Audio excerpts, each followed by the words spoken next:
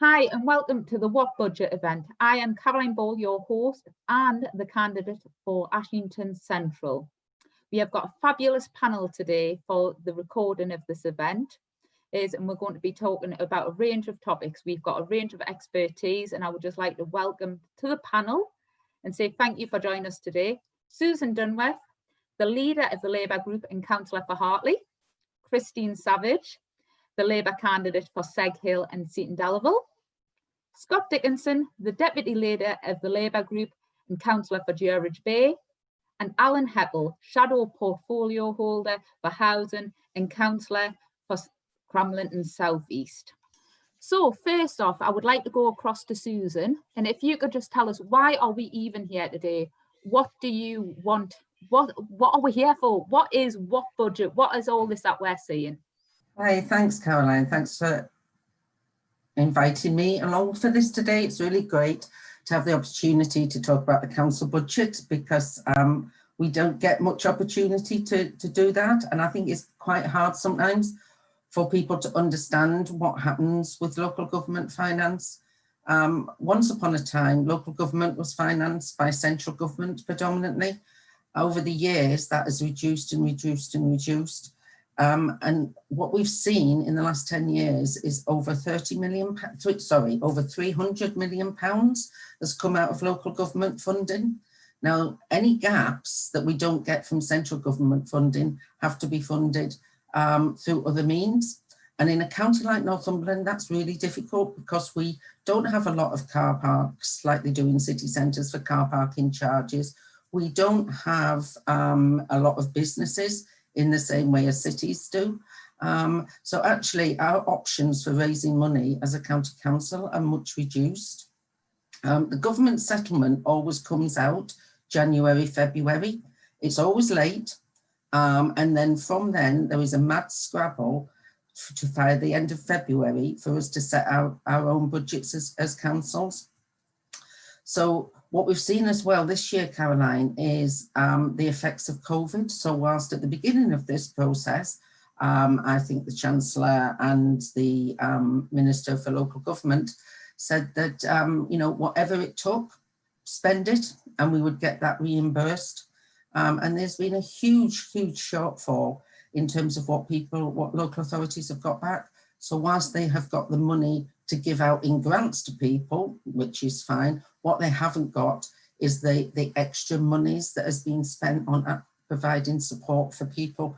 So this year across local government, we're looking at something like £2.3 billion shortfall in council budgets. So this event is about people having a say and giving us some idea as Labour councillors on what we can challenge within the Conservative budget. They've had a consultation process, a process actually that we used to do consultation when we were in control of the council as well. But the interest from the general public has been really small and very few people have fed into that. And they've done that consultation, I would suggest, once they've probably made their mind up about what they're going to do. So what we want with things like this is to have an opportunity to talk to each other, to share ideas around, and actually to listen to what the public want from this budget. Great. Thank you, Susan. So we've had a range of questions in from the public, and it's great. And I just want to say a massive thank you to everyone who's taken the time out to get in contact, drop an email. We've had some recorded videos as well, and it's great to see how passionate you are and that you want to be involved in this process. So some of the topics that have come out, I'm just going to go over them. We've had some questions on these. So if we can start off with housing in the budget. How will Labour ensure Northumberland's young residents aren't priced out of the market and priced out of the areas that they live in? Because obviously there is a number of areas around here where that is happening more and more. How are Labour going to tackle that issue? Can I just hand that one across to Alan Heppel? Yeah, thank you, Caroline. This is a key issue, I think. I think from my point of view, it's obvious that many young people are priced out of the housing market. House prices in Northumberland, for example, are 7 times the average wage, and simply not enough affordable housing is being built. And that's particularly the case in more rural areas which force young people to actually move away to get on the housing ladder. So from our point of view, Labour will focus on increasing the supply of affordable housing for both rent and to own. And we'll do that by making private developers meet their requirements in terms of providing affordable housing as part of their planning conditions on new housing developments that they want to build. And also to get housing associations and community housing trusts to actually contribute to affordable housing. And hopefully we'll be able to build more council housing, which really is the only truly affordable form of housing. That's great. Thank you for that, Alan. So we have had another question in, but before that, I have rented properties. Unfortunately, I'm not in the position where I can own my own property or save a deposit, because that seems like a luxury most people can't afford. And I am stuck in the rented market, and I have rented from social housing and private landlords. I've had good and bad in both.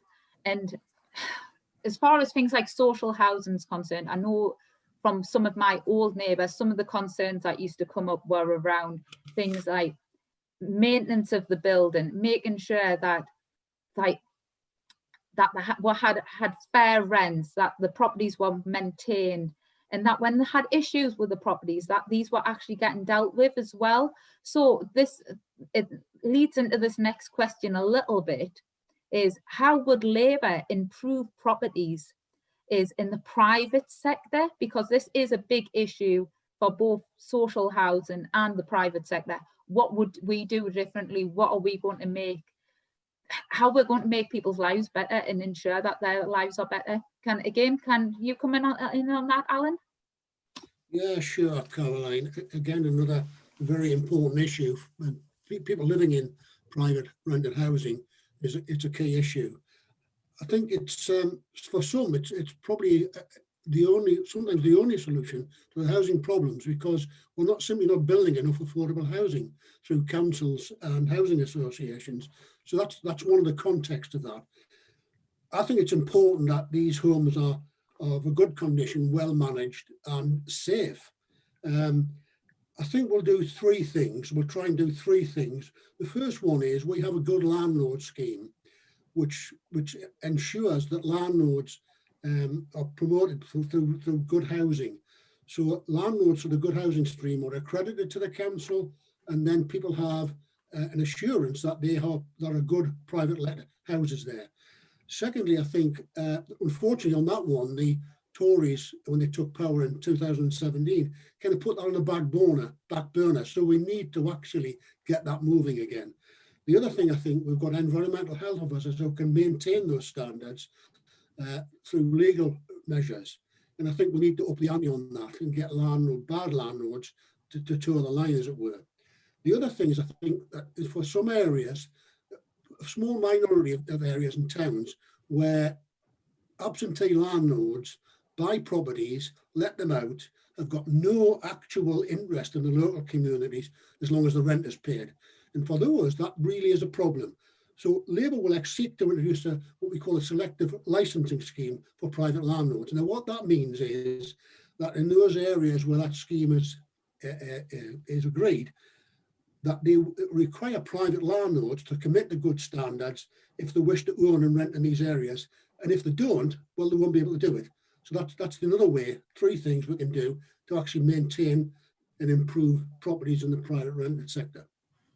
That's great to hear, Alan. And with regards to that scheme, how would that be managed?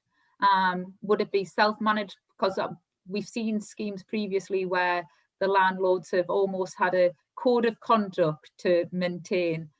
How are we going to enforce that, and not just a token gesture, but something with real teeth? Well, there's two things there, Caroline. First of all, they have to go through a series of checks. So we check on the landlord, we check on the properties to make sure they're actually maintained correctly, and they have to guarantee that they will do that. And that's when they become what we call an accredited landlord. On the selective licensing scheme, they really haven't got a choice there. If they want to rent privately in those areas, they must follow those standards. As simple as that. That's great. That's amazing to hear that people are going to get some kind of protection as well. Thank you so much for your input on that, Alan. So another big topic that is coming from the questions that we received is education.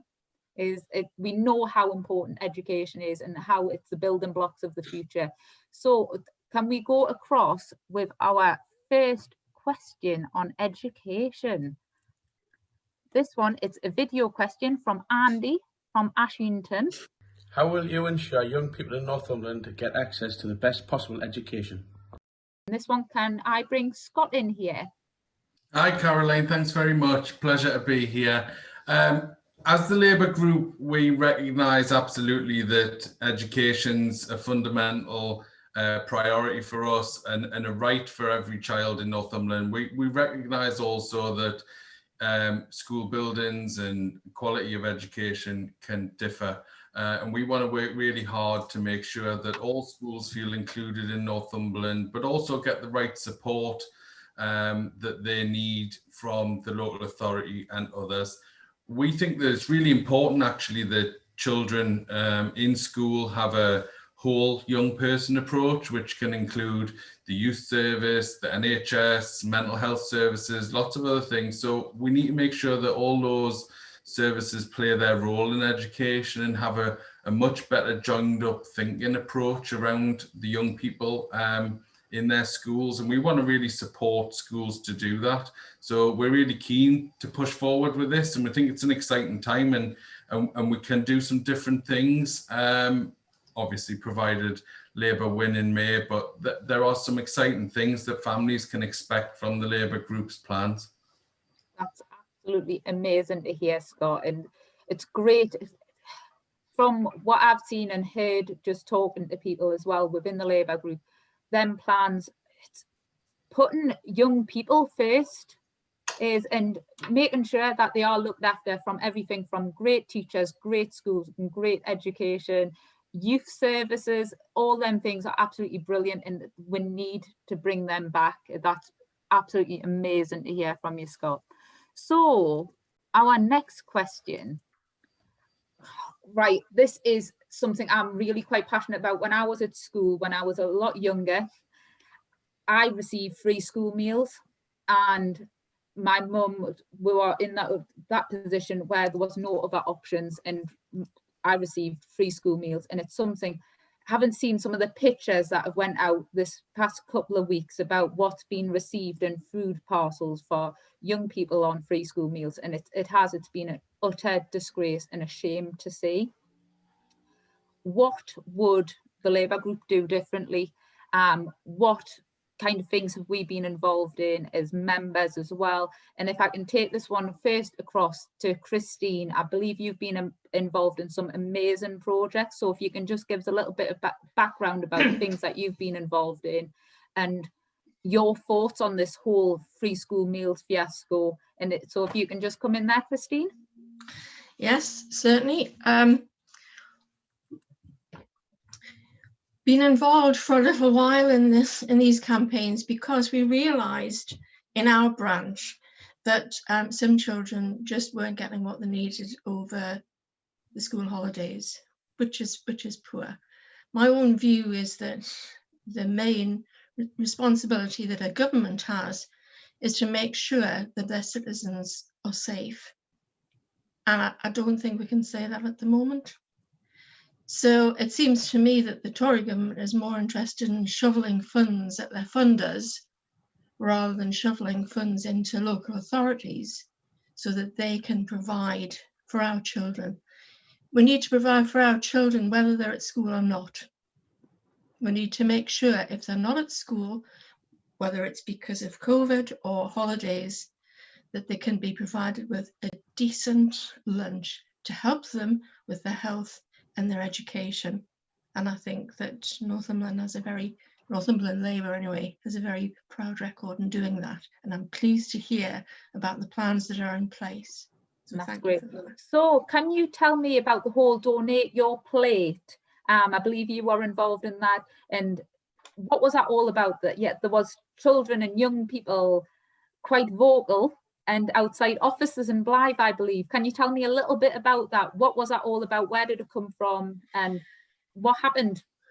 Well, our MP, Ian Levy, just would not engage with us last October when we were trying to speak to him about what his attitude was and what were his voting intentions in terms of free school meals.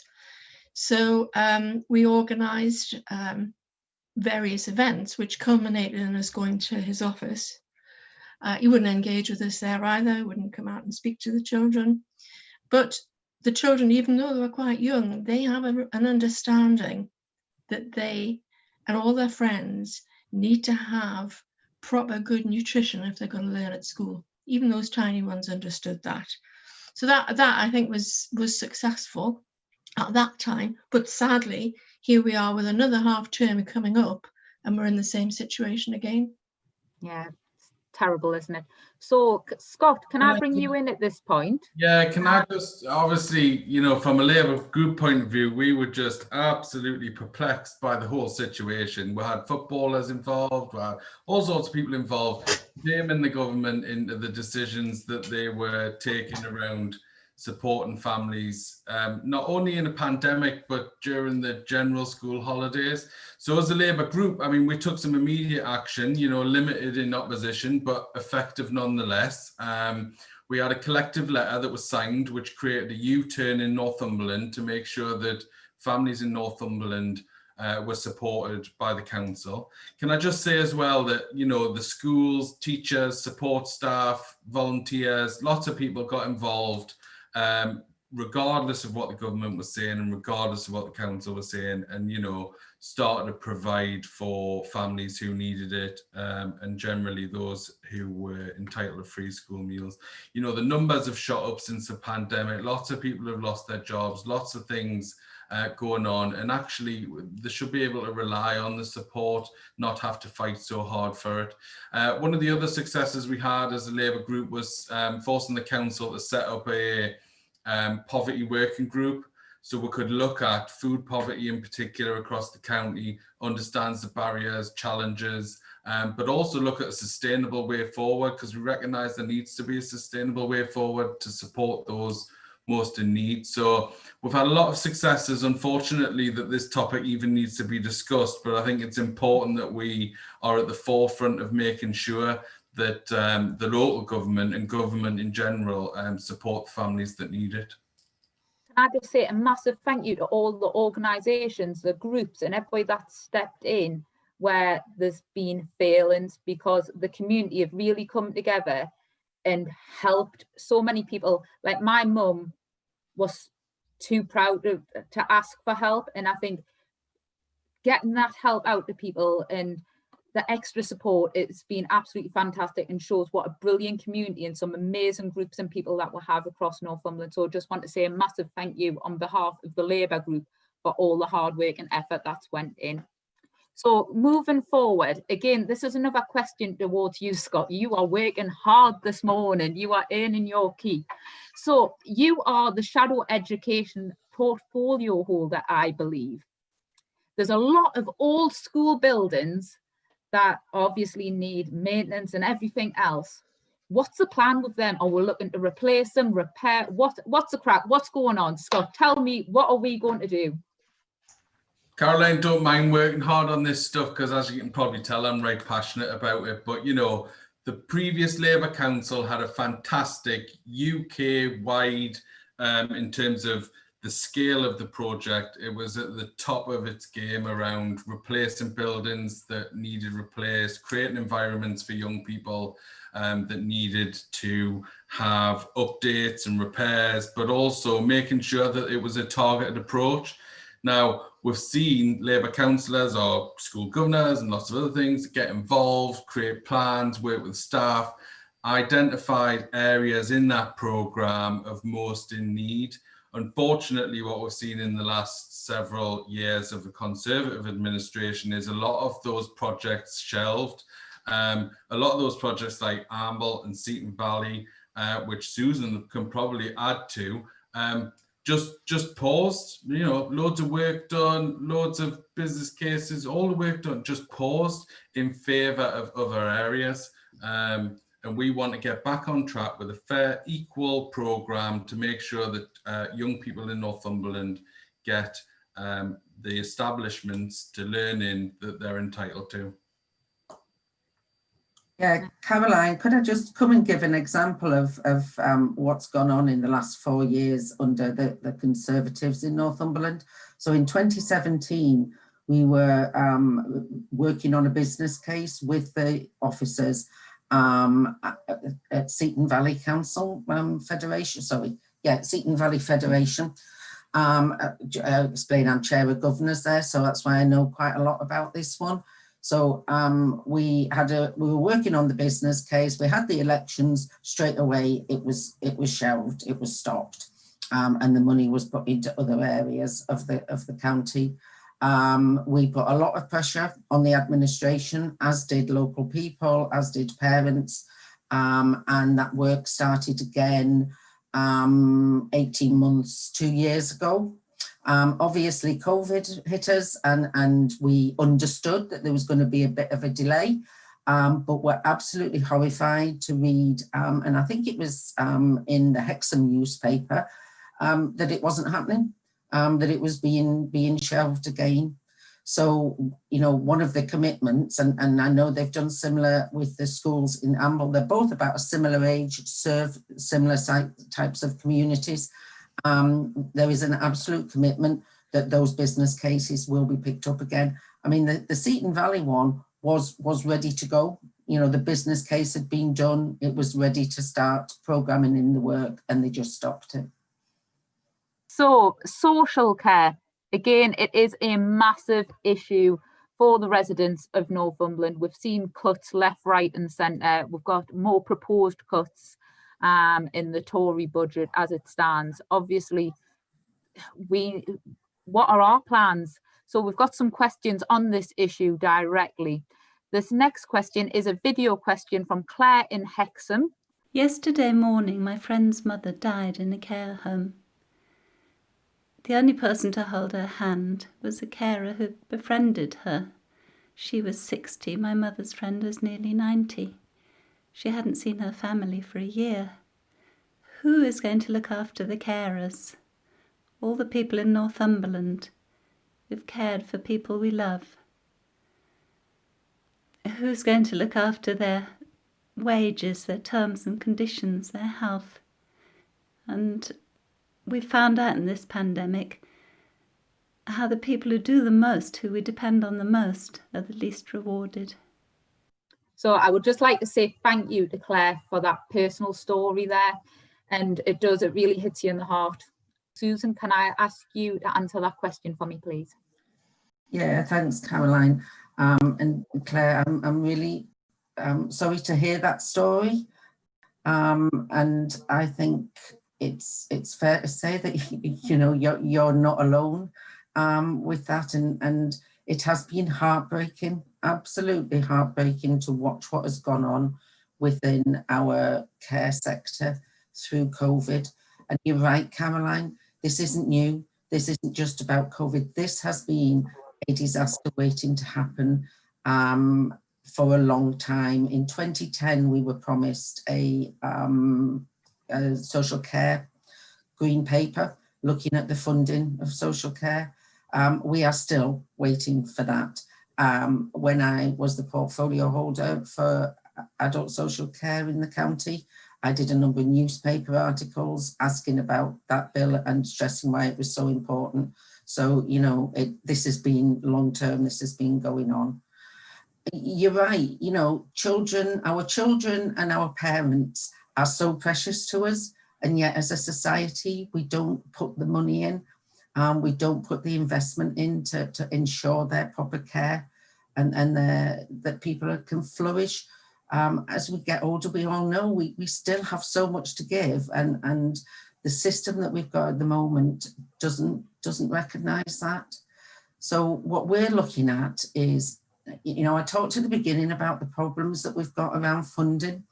My view, very clearly, is the funding for adult social care should come from the government and not from the local taxpayer. That isn't happening, so we're left with the money that we've got. So we've got to find a way of delivering the very best possible care to our elderly population with what we've got. So what we've been looking at is ideas around cooperative care, particularly for home care, for those people who receive care in their own homes. Lots of care workers are local, trying to keep it a very local delivery service. And we've talked to other local authorities like Kirklees that are doing this. And we've talked to the trade unions as well around some of the ways that we can do it so much better with what we've got whilst continuing to press for more. That's great. Thank you for that, Susan. So, and with regards, obviously, the staff within social care across Northumberland have been absolutely brilliant. How are we going to listen to their voices and make sure that they're heard and protected and better looked after in the workplace? Absolutely. You know, they have been the front line, and people have been willing to go out, and it's been great to see people going out and clapping for carers and doing stuff around their local residential homes and those people who go in. However, we still have the fact that the majority of the people who work in the care sector are low paid. They tend to be women. A lot of them are either young or older. There's not that sort of middle-aged group. They're often balancing it with their own childcare and caring responsibilities as well. We have a lot of people who provide care as a family member. And it was certainly something I was very involved in, again, when I held that portfolio, about supporting that and making sure they got the proper care funding and support that they needed. But you know what? The best way for people to have a voice, we all know that on this meeting, is to join a trade union. In order to be able to afford to join a trade union, people need to be paid a decent wage. And also, I think, you know, we need to have conversations with our trade union colleagues about maybe how we can make it more affordable for a lot of people, because I have people who literally say to me, I can't afford it. So we need to find it, because that is always the best way to have that voice. But, you know, we will, whatever we will be working to set up, we will be looking for the living wage, proper service, and, you know, no 0-hour contracts, no moving between different establishments, and actually recognising the pride that our care workers have in their job. Great to hear. Thank you for that, Susan, and thank you. It's great to have somebody with such an understanding of the problems within the care sector, and that the real issues are being looked at from the bottom up. And obviously the staff are so important. They are the ones on the front line, as you say. They're the ones that look after our mums, our dads, our grandmas, our granddads, the people that mean so much to us. So we need to look after them, because they are doing such a fantastic job at the minute. And like, they continue, and not just because of COVID. And a lot of people, they're so passionate and so great about going in and working the long hours for not great money and putting all that effort in. And it's been amazing to see. And the clap for carers, obviously we know that doesn't pay bills. It's great that feel good gets passed on, but we know that when we need to look after these people that are on the front line and looking after the people that we love day in and day out. Yeah. So we've got a few mop-up questions, let's call them, where they're going to go around. So I will be darting to different people. So if I come to you, be ready. Are we ready? So we're going to start off with the environment. Obviously, this is a huge issue, and with COVID, I think we've been sidetracked slightly with things, but I think we need to remember that the environment, we need to be tackling the global emergency that is happening. So we've got a question that's come in from Pete from Annick. This is a video question. Hi, I'd like to ask, how can we ensure Northumberland fulfills its obligations on climate change? And Susan, if I could bring you in on this one, how are we going to do that? Yeah, so I sit on the climate change working group at County Hall and have been on that since that was established. And I think, you know, that from our officers, there is a real commitment to tackle climate change. But for us, what we are doing is we are making sure that issues around climate change are embedded in all the policies that we're looking to develop. So whether it's the retrofitting of council houses, to you know, not only does that help people in terms of fuel poverty, but it also helps in that it's not, you know, heating the environment rather than their homes.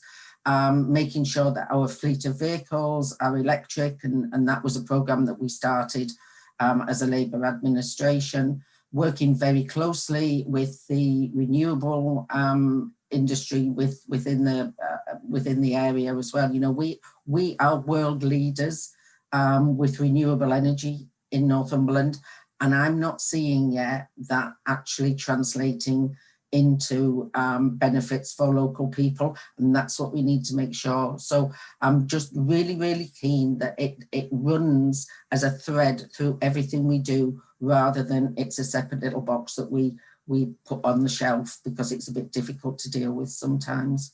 That is absolutely amazing to hear.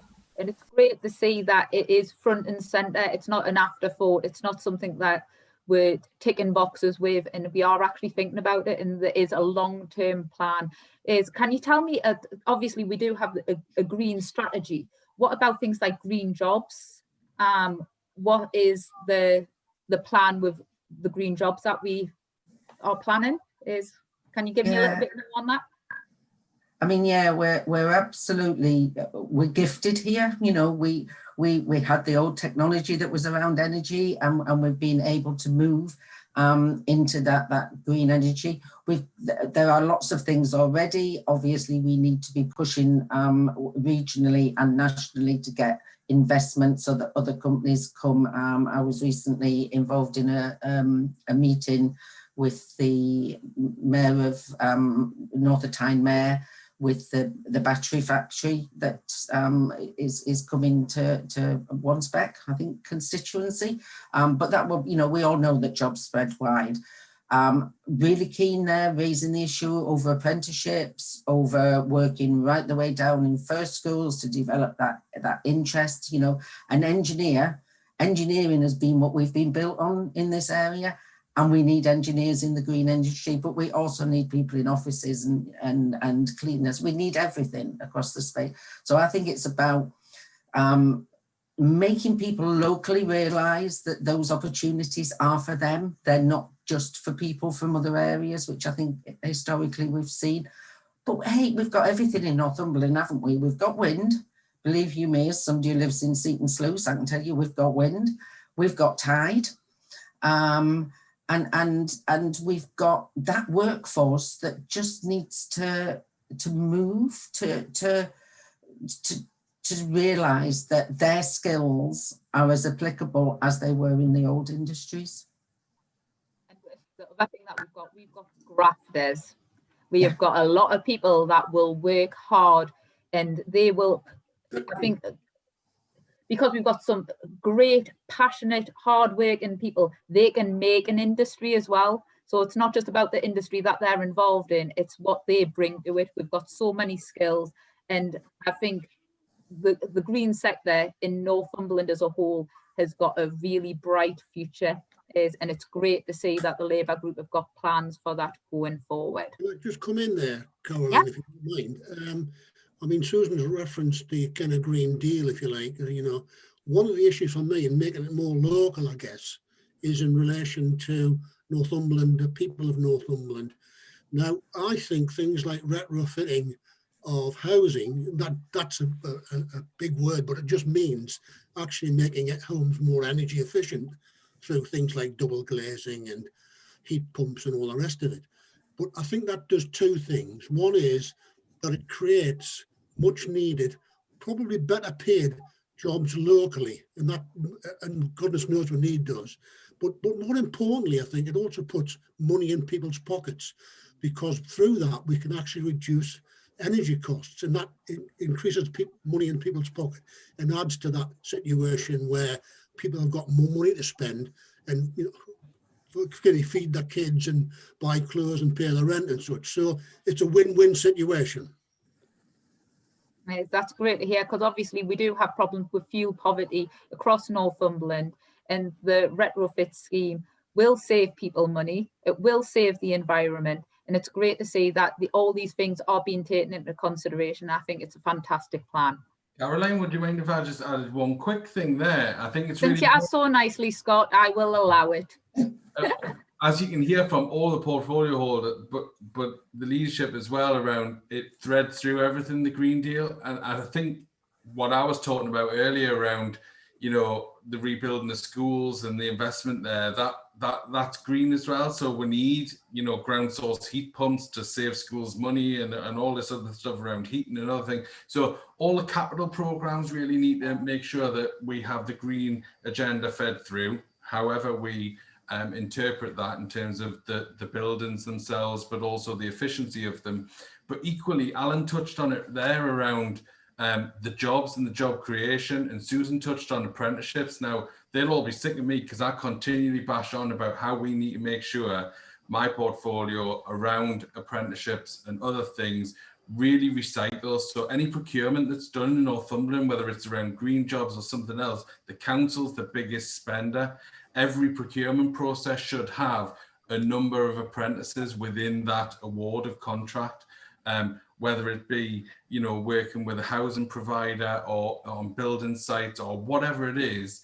Young people in Northumberland need to be included in all of that. So I just want to add, I never miss an opportunity to add my area in, Caroline, because I think the young people will just chip away, make sure they're threaded through it a bit the same as the Green Deal. Thanks. No, it is a very important point. And can I just ask, with regards to things like procurement, as part of that process, will the green focus be within the procurement procedures? Is there any focus being put on that at all? I think certainly in terms of the capital around schools, yes, because, we really need those that bid for our schemes in Northumberland to demonstrate that they're a green contractor, that they've thought about how they can deliver some of our green agenda and whatnot. I presume, I'll bring Alan in, I don't know, but I'm assuming that within the housing portfolio and developments, contractors have to demonstrate their willingness to be a green contractor in terms of buildings and usage, Alan? Yes, Scott, that's right.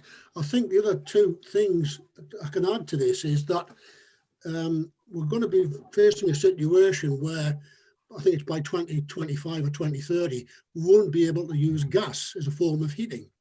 Now, that means that we have to change how we procure services, but more importantly in housing, in terms of existing housing, that we recognise the importance of that green agenda within, in terms of housing improvements. We have a 9 million capital programme for housing improvement. So we need to readjust that, I think, to take that into account. And also to actually to look at retrofitting of those houses as well, making them more energy efficient, because that helps tenants. The other thing I think is that it creates a situation where, in terms of new build, we need to make sure that if we build new houses through housing associations, private developers, whatever, that they actually meet that agenda as well. And I'm keen to make sure that happens. That's great. Thank you for that, Alan. So we are on our final questions of this session. There has been a lot of groups and infrastructure put in place to deal with the COVID-19 crisis. Looking to the future, how do we ensure that these continue and that the good things that have come out of the COVID-19 crisis, the working together, the networking, the actually speaking to each other, how do we ensure that continues forward? I was personally involved in the Once Better Christmas campaign, which I know is running again next year. I was running around on Christmas Eve, still delivering Christmas presents to families who literally had nothing for their children for Christmas. because of the COVID-19 crisis. And these were families who had went from 100% wages down to 80% wages, still with 100% bills to pay. And unfortunately, something had to give, and it was Christmas. We have Northumberland Communities Together. We have a range of other community groups and support systems. How do we make sure that these continue beyond the COVID-19 crisis? And we keep the things that have worked well and that have made our area better overall. So can I just bring in Scott? Can you, or would somebody else like to come in on that, on maybe some of the things that you've been involved in, some of the things that you've seen, and how we can keep this going for the future?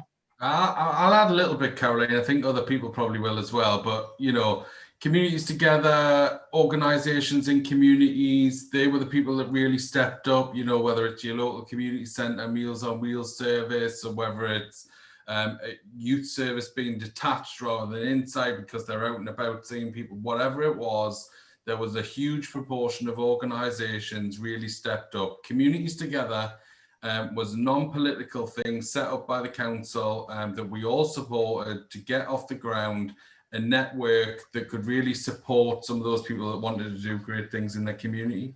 Because often people want to do great things, but just need a bit of support on pointing them in the right direction, making sure that they're covered themselves, you know, and all that kind of stuff.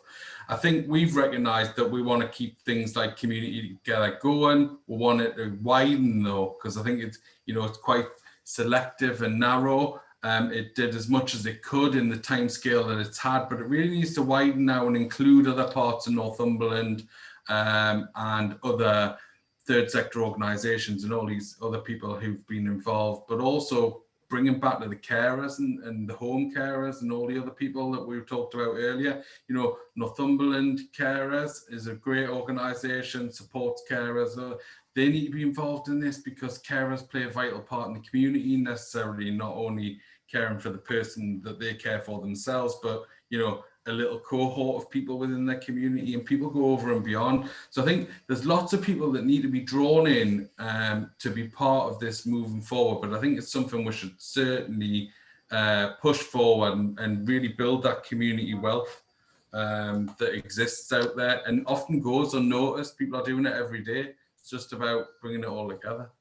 Yeah, and there has been some absolutely fantastic successes around the area and great partnership work and I just think it's so important that we keep them strings running through the community and keep the communication network open going forward, because it's brought a lot of issues to the forefront and a lot of problems have been solved at grassroots level as well really quickly. It's been great to see a lot of that community work go on. So we have another question. Can I, Caroline, sorry to interrupt, can I just finish with one thing on that? The stuff that's gone on has been absolutely fantastic, and it's proven what we already know about our communities and how strong and how they want to find solutions. And I think all of us, certainly all of us on this call, have been involved in different campaigns and delivering things for people. But the bottom line for me, and this is what I argued in council the other day, is actually there should be fair funding for local government and there should be fair funding for our residents, so that people don't have to rely on the voluntary sector or, I'm going to say it, charity, because everybody should have the dignity of having enough money to live on and to feed their children on and to keep their houses warm and not not come back to having to rely on the incredible kindness of strangers and neighbours. So if I could just bring in Scott, if you would like to wrap up the session for me, please. Can I bring you in, Scott? Wow, what a session to wrap up. It's been a pleasure to talk to everybody, and thanks to Susan and yourself and everybody for opening it at the beginning and just telling people what it was all about. You know, there are clear things to come out of this, aren't there? So if you like what you've heard and you want us to get on with the job, we need to make sure that we'll win the election in May and get rid of the Conservative administration that's there. We need to remember that a lot of the problems are down to a decade of cuts, and we need to have a value-based approach from real people who understand their communities in budget setting moving forward. We've come together and we've got, and actually just thank you to the people who submitted some of the questions, because it's really enabled us to bring out some of the work that we've all been working on, and being able to share that with people is really important, especially in the current environment, because we're not allowed to come and knock on your door and tell you all about it on your doorstep. I think that the final point is that we have a letter to the leader of the council, which kind of articulates a lot of today's messaging, that's been signed by the entire Labour group. So all your local Labour representatives have signed that letter, and other people will be willing to sign that letter. So we're going to publish that and promote it, and ask that if you've had the time to watch this and you like what you've heard, sign our letter, put your collective voice on the message that we're sending in to the council on behalf of the Labour group.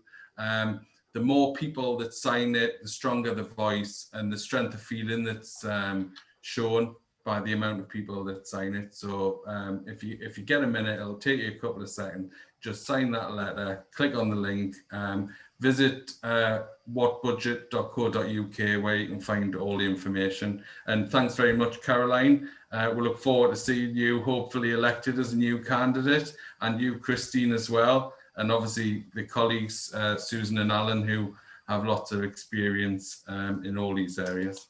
Yeah, and to you, Scott. And just to quickly wrap up, a massive thank you for all of you coming along today and taking time out from your very busy schedules, because I know that you have got a lot on at the moment.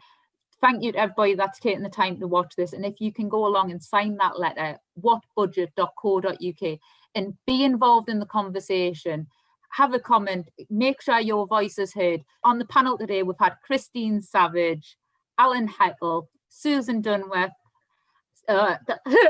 Scott Dickinson, and me, Caroline Ball. And just again, a massive thank you. Get involved and make sure that you are keeping up to date at whatbudget.co.uk. Thank you and goodbye.